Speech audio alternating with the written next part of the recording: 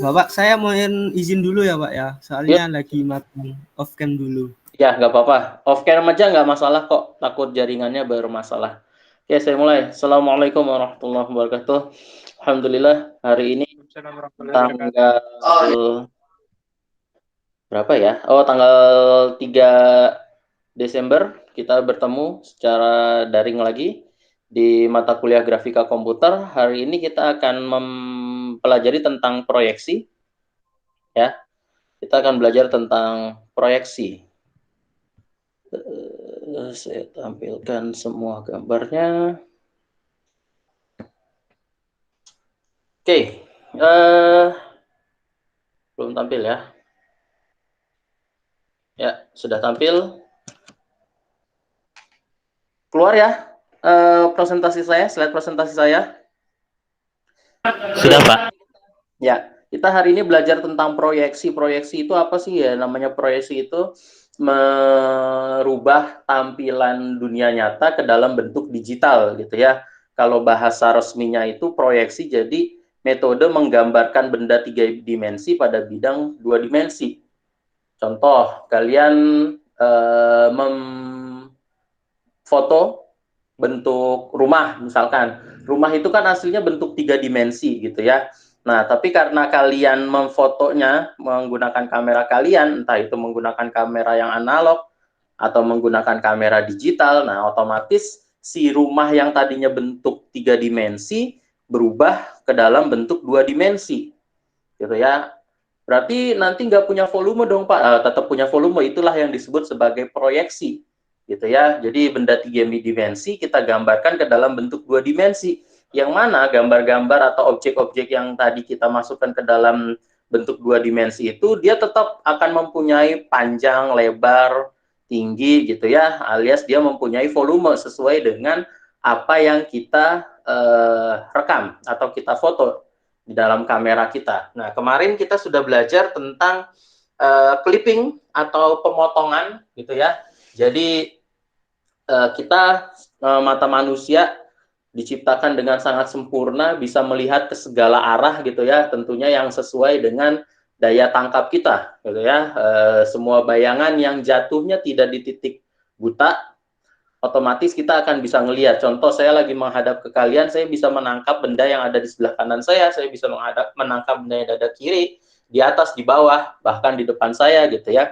Yang nggak ketangkap sama saya cuma yang di belakang. Kenapa? Karena bentuk mata saya ya hanya menghadap ke depan aja, nggak menghadap ke belakang. Nah, kemarin kita sudah belajar algoritma tentang pengklipingan gitu ya. Sekarang kita belajar tentang proyeksi, alias menggambarkan objek-objek yang tadinya 3 dimensi kita gambarkan ke dalam bentuk 2 dimensi.